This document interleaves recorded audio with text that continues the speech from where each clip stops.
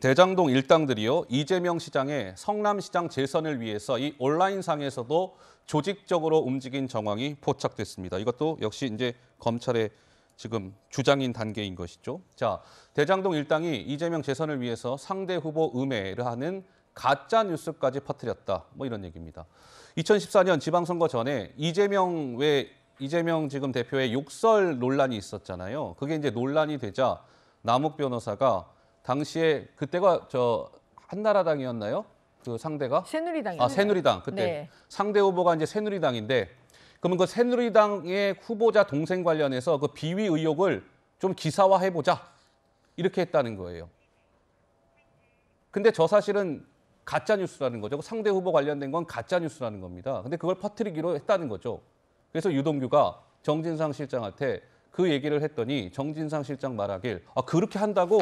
그렇게 할 수 있으면 최고다. 할 수 있으면 당연히 해야지. 이건 또 정미경 의원님 또 다른 얘기인데요. 그러니까 지금 왜 이 얘기가 중요하냐면요. 예. 예를 들어서 지금 남욱 변호사, 그다음에 유동규, 그다음에 김만배, 그다음에 정진상, 이 분들이 그때 당시에는 하나의 공동체였습니다. 이재명 그 당시 시장을 다시 재선시키기 위한 조직처럼 지금 움직이고 있거든요. 근데 핵심적으로 뭐냐면 그때 당시 그 상대 당인 새누리당의 그 후보의 동생에 관련해서 비리 의혹을 가짜 뉴스 만들어서 해달라. 예. 이런 부분을 실제로 실행에 옮깁니다. 아하. 핵심은. 예. 그러면 결과적으로 이 정도까지 일을 했다는 거는 이게 정황 증거가 될 수 있어요. 왜냐하면 아까 말한 그 4억의 비자금 있지 않습니까? 예. 사업자 선정의 대가로 돈 4억을 주기로 한 그런 여러 가지 것들이 이 또 하나의 정황 증거로 사실이 입증되는 그런 효과를 가져올 수 있어요.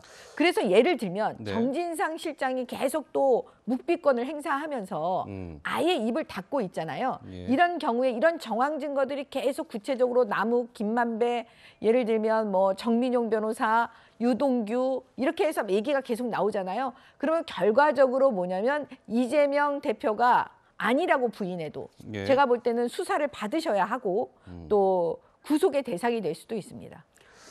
당시에 상대 후보가 이제 전 국회의원을 지냈던 분이었어요.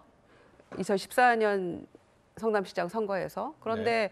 만약에 그 상대 후보자의 동생에 관한 허위사실 유포라고 한다면 이거는 시장직이 날아갈 수도 있는 굉장히 엄중한 상황이거든요. 예. 그런데 당시에 이런 허위사실이라고 생각을 했다면 그 후보자 측에서 과연 가만히 있었을까요? 거기에 대해서 고발이 있었는지, 그 결과는 어떻게 된 건지, 고발이 없었는지 그 여부부터 좀 따져볼 필요가 있다고 생각을 하고요. 알겠습니다. 그런 정황이 없었기 때문에 시장을 재선까지 마치고 2018년에 경기지사가 됐겠죠. 그래서 당시에 그 상황도 조금 되짚어볼 필요가 있다라고 생각합니다. 그러니까 검찰은 이렇게 보고 있는 것 같더라고요. 그럼 왜 당시에 이재명 캠프에서 성남시장 재선을 위해서 일당으로부터 4억 받아가지고 왜 종교단체 등에 돈을 뿌리고 왜 이렇게 상대 후보의 뭐 가짜뉴스 같은 거 퍼뜨리려고 했을까? 근데 그 당시에 성남시장 재선 선거가요, 의외로 굉장히 막 박빙으로 진행이 되고 있었던 모양입니다. 그래서 박빙이다 보니까 그 선거에서 재선에 승리하고자 뭐 이런 것들을 한 것 아니겠느냐, 검찰은 그렇게 보고 있는 것 같습니다.